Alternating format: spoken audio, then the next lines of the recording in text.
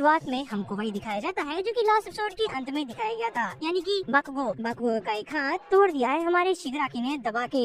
वो ये कहना चाह रहा है कि वो बिल्कुल भी इंटरेस्टेड नहीं है बाकुगो से लड़ने में, क्योंकि वो बहुत ही नल्ला, बेरोजगार और कमजोर है। पर केवल एक ही कारण है कि वो उससे लड़ रहा है, क्योंकि वो क्लोजेस्ट है इजुको मिडोरिया यानी डेकू के। वैसे ये दोनों ही सेंस से वो कहना चाहता है, स्ट्रेंथ के सेंस से भी और सेंस से भी, कि उन दोनों की दोस्ती भी सबसे ज्यादा अच्छी है। उसका ये कहना है कि जब मैंने तुम्हें थोड़ी सी चोट पहुंचाई थी तभी वो इतना दौड़ते कूदते आ गया था, अब मैं तुम्हें मार ही डालूंगा तब तो वो पक्का आ ही जाएगा। ये सब बोलने के बाद हमको दिखाया जाता है इंट्रो के बाद हमको दिखाया जाता है कि हमारे आइज़ावा मेडेलिन से पूछ रहे होते हैं कि क्या तुम डेकू के पास पहुंच पा रही हो, यानी कि डेकू पे बात कर पा रही हो। जिस पे वो कहती है कि ऑब्वियसली नहीं, मुझे डेकू से बात करने में काफी ज्यादा दिक्कत हो रही है। इसका रीजन आइज़ावा जानने की कोशिश करता है, पर उसका रीजन उस बंदी को भी नहीं पता होता है। अभी भी हमको मोनोमा दिखाया जाता है जो कि आइज़ावा का कॉपी करके कंटिन्यूअसली यूज कर रहा होता है। बाकुगो, जैसे हमको पता है कि काफी ज्यादा चोटिल हो चुका होता है और उसको एक हाथ से उठाया हुआ होता है शिगराकी। वहीं दूसरी तरफ आइज़ावा ये सब देख के बोल रहा होता है कि हमारा प्यारा बाकुगो ये हमारे स्कूल से नंबर 1 रैंक पे ग्रेजुएट करने वाला था, नंबर 1 हीरो बनने वाला था, प्लीज इसको कोई बचा लो। और फिर हम देखते हैं स्कूल की बिल्डिंग जो कि पहले से काफी ज्यादा टूट भी चुकी होती है। ये देखने के बाद जो तीनों सीनियर्स थे वो काफी ज्यादा दुखी हो जाते हैं। जी हाँ, तीनों सीनियर, क्योंकि इस एपिसोड में वापस हमको दिखाया जाएगा मीडियो टोकता भी। तो एनीवेज मैं बताता हूँ कि बेसिकली हो क्या रहा है। बेसिकली ये पूरा कंपाउंड खत्म हो चुका होता है। इन लोग का प्लान था कि इस फाइट के बाद प्रिंसिपल नेज़ु के साथ मिलकर ये लोग ग्रेजुएशन सेरेमनी रखेंगे, पर जब पूरा कैंपस ही खत्म हो गया है तो अब ग्रेजुएशन सेरेमनी होगी कहाँ। तो अब ये तीनों बहुत ज्यादा गुस्सा है और कटाई छुटाई करने वाले हैं हमारे अपने शिगराकी की। मतलब एटलीस्ट प्लान तो यही है।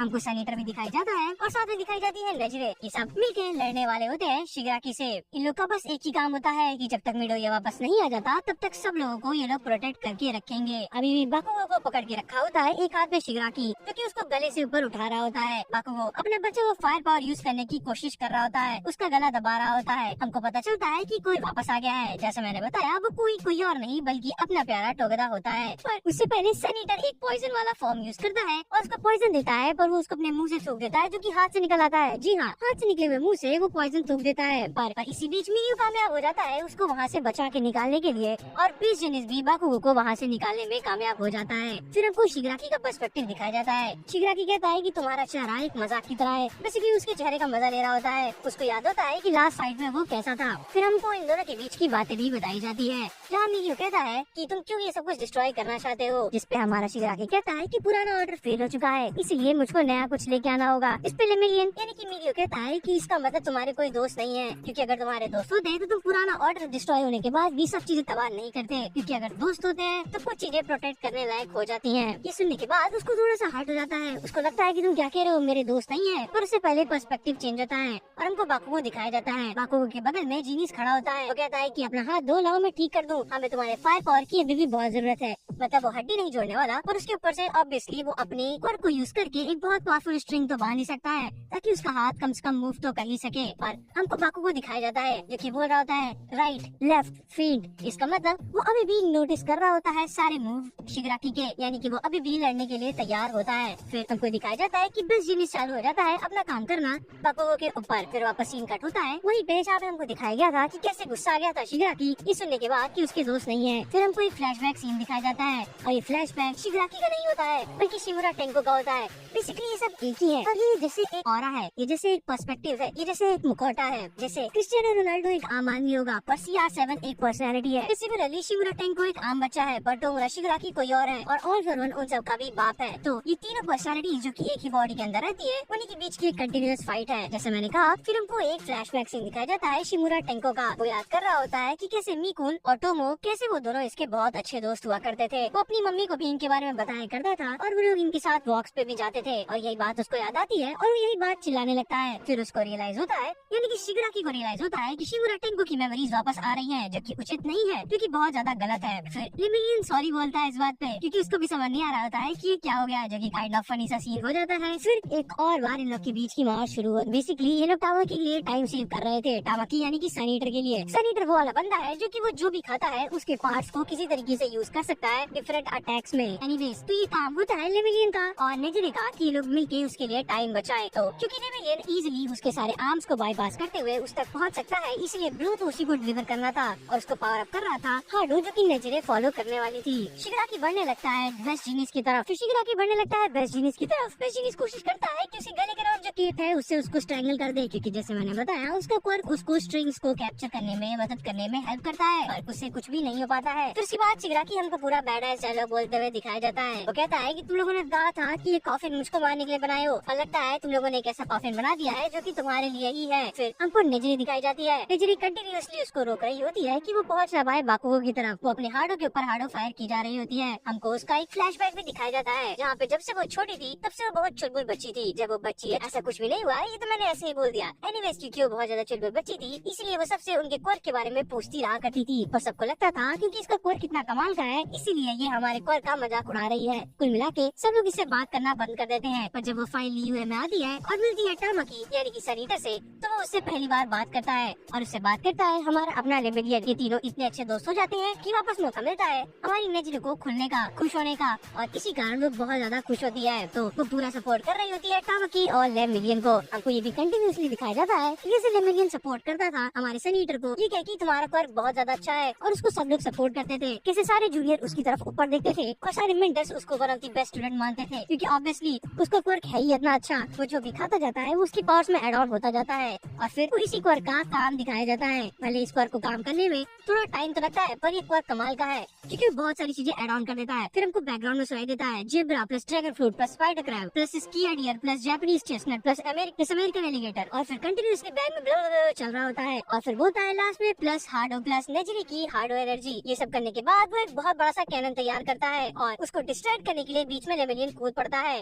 बेसिकली ये लोग उसको उस कैनन से हिट करने वाले होते हैं। हमको एक और बार फ्लैशबैक सीन दिखाया जाता है जहाँ पे लेमिलियन उससे बोल रहा होता है कि तुम्हारे ऊपर हमको पूरा भरोसा। फिर हमको सनीटर के अंदर का पर्सपेक्टिव दिखाया जाता है। वो कहता है कि जो लोग सब लोग मेरे बारे में इतना अच्छा बोलते हैं, जो डेज़लिंग वर्ड सब लोग यूज करते हैं, उसका वजन मैं पूरी तरीके से अपने ऊपर नहीं ले पाया था क्योंकि उसका वजन मुझको क्रश कर सकता है। पर आज मैं उस वजन को पूरी तरीके से अपने अंदर लूंगा, संभालूंगा और अपने सबसे पावरफुल अटैक को यूज करूंगा। बेसिकली विराट कोहली की तरह कि वो प्रेशर के अंदर कमाल का खेलने वाला है। फिर वो फाइनली अपना कैनन यूज करता है और एक बहुत बड़ा सा ब्लास्ट होता है। वो ब्लास्ट इतना बड़ा होता है कि स्काई क्लियर हो जाता है। ये सीन देख के हमको वन पंच मैन की याद आ जाती है और शिगराकी की सारी उंगलियां उड़ने लगती हैं। वो खुद को प्रोटेक्ट करने की कोशिश कर रहा होता है पर फिर भी वो अपने आप को बचा नहीं पाता है उस हिट से, और इसी बीच में लेमिलियन भी आ जाता है एक शानदार मुक्का लेके। ये देखने के बाद हमको लगता है कि शिगराकी को बहुत भयानक डैमेज होने वाला है, पर शिगराकी तो शिगराकी, उसको कोई घंटा फर्क नहीं पड़ता। वो वापस आता है और सबके ऊपर वापस अटैक करना चालू कर देता है। नेजरी भी बहुत ज्यादा डैमेज हो जाती है और सब लोग डैमेज होने से बच भी जाते हैं। फिर हमारा बाकुगो उठ के खड़ा होता है। उसको देख के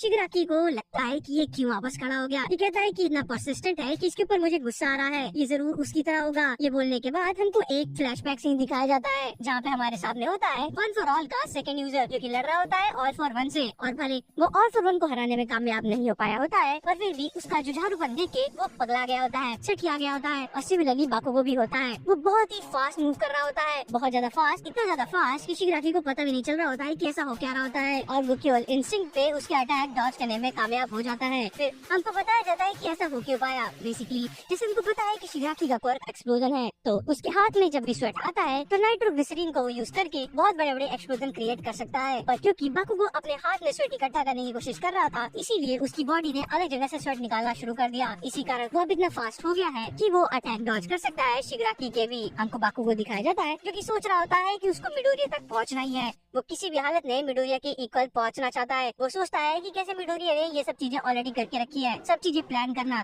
सब चीजें अच्छे से करना। और एक और बार हमको वही वाला फ्लैशबैक दिखाया जाता है जहाँ पे शिगराकी सोच रहा होता है कि ये बंदा कितना ज्यादा खराब है और इसको तो आज मैं पीट पार्टी डालूंगा। फिर हमको बाकुगो के अंदर का वेस्टेज वर्ल्ड दिखाया जाता है। ये भी फ्लैशबैक दिखाया जाता है जो भी दिखाया जाता है, और वो उसमें बात कर रहा होता है all might say. All might say वो बोल रहा होता है कि मुझे पता है जब मैं आपसे पहली बार मिला था या उसके बाद कई बार मिला था तो बहुत ज्यादा बदतमीज बच्चा था, उसके लिए मुझे माफ कर दीजिए, बट एनीवेज मुझे आपसे काम था। फिर वो शर्मा के कहता है और अपना ऑल माइट कार्ड निकाल के कहता है कि इस पे प्लीज साइन कर दो। और फिर उसके बाद हमको इनके बचपन का सीन दिखाया जाता है जो कि बहुत ज्यादा क्यूट होता है, और डेको भी पीछे कार्ड लेके हट कर रहा होता है क्योंकि ऑब्वियसली उसके हाथ में भी ऑल माइट वाला कार्ड होता है। आखिर ऑल माइट किसका फेवरेट सुपर हीरो नहीं है। फिर हमको उसके कार्ड का सीन दिखाया जाता है और हमको वही तो समझ जाना चाहिए था क्या होता है। बेसिकली शिगराकी अटैक करता है सीधे उसके हार्ट के ऊपर और उसके हार्ट को डैमेज कर देता है। हमको दिखाया जाता है अगले ही पल की बाकुगो नीचे पड़ा होता है, उसकी आंखों की रोशनी जा चुकी होती है। वैसे देखा जाए तो एनिमे की भाषा में उसकी मौत हो चुकी है, पर क्या सच में उसकी मौत हो चुकी है ये तो हमको नहीं पता है। हमको ये भी दिखाया जाता है कि उसके बगल पड़ा होता है ऑल माइट का वही वाला कार्ड। फिर हमको वेदर रिपोर्ट दिखाई जाती है। वेदर रिपोर्ट के अनुसार की बारिश होने वाली है, क्योंकि क्यों हो रही है ये किसी को भी नहीं पता है। टेम्परेचर में सडन राइज हुआ जो कि वंस अगेन किसी को नहीं पता किस कारण से, उसी के कारण अब बारिश होने वाली है। फिर हमको बाकुगो के माँ बाप दिखाए जाते हैं। वो कहते हैं कि दैट किड्स यानी कि हमारा बाकुगो बिल्कुल भी पसंद नहीं करता है रेन को। फिर हमको सारे हीरोज गिरे पड़े दिखाए जाते हैं। वो लोग सोच रहे होते हैं कि कैसे हम लोग इतनी प्रिपरेशन के साथ भी आए और फिर भी कुछ नहीं हो पाया। फिर शिगाकी कहता है कि डीमन लॉर्ड की बॉडी कंप्लीट हो चुकी है, तुम्हें क्या लगा तुम लोग मुझे हरा पाओगे? और फिर ये कहता है कि from now on it will be our story, or यानी कि विलन की स्टोरी। फिर हमको दिखाया जाता है रजनी जो कि आगे बढ़ता है बाकुगो की तरफ, जो कि उसके हार्ट को ठीक करना चाहता था, पर वो जैसे देखता है कि उसके चेस्ट में एक बहुत बड़ा सा छेद है और बाकुगो वहाँ पे पड़ा हुआ है without any light in his eyes. और इसी के साथ साथ ये एपिसोड खत्म हो जाता है। ये एपिसोड बहुत ही ज्यादा दर्दनाक था। मैं झूठ नहीं बोलूंगा, अगर बाकुगो को यहाँ पे कुछ हो जाता है, उसकी डेथ हो जाती है तो दुख तो मुझे होगा ही। बाकुगो हमारा बहुत ही फेवरेट कैरेक्टर है, मतलब मेरा तो खुद का इजुको है, बट फिर भी मुझे पता है बहुत लोगों का फेवरेट कैरेक्टर बाकुगो ही है। और बाकुगो जैसा character once in a while आता है जिसके अंदर इतनी ज्यादा स्ट्रॉन्ग विल पावर होती है और इतना ज्यादा बड़बोला होता है, पर फिर भी वो लिव अप करता है अपनी बातों की तरफ। वो हमेशा अपने दोस्तों को प्रोटेक्ट करता है और कितना भी वैरायटी होने के बाद वो कभी भी गलत साइड पे नहीं जाता है। अब यहाँ से आगे क्या हो सकता है, इसके बहुत सारे पर्सपेक्टिव है। कुछ भी होना कुछ भी ना होना बहुत ही ज्यादा आसान है। अगर यहाँ पे बाकुगो को मार दिया जाएगा तो मेरे ख्याल से वो काइंड ऑफ अननेसेसरी सैक्रिफाइस होगा, क्योंकि अभी तक बाकुगो ने कुछ बड़ा उखाड़ा भी नहीं है और बिना उखाड़े किसी को मार देना इतनी भी अच्छी बात नहीं है। पर हम लोग क्या ही जाने राइटर के मन में क्या है। तो फिलहाल के लिए तो इस एपिसोड में इतना ही। देखने के लिए आपका बहुत बहुत धन्यवाद। Thank you for watching.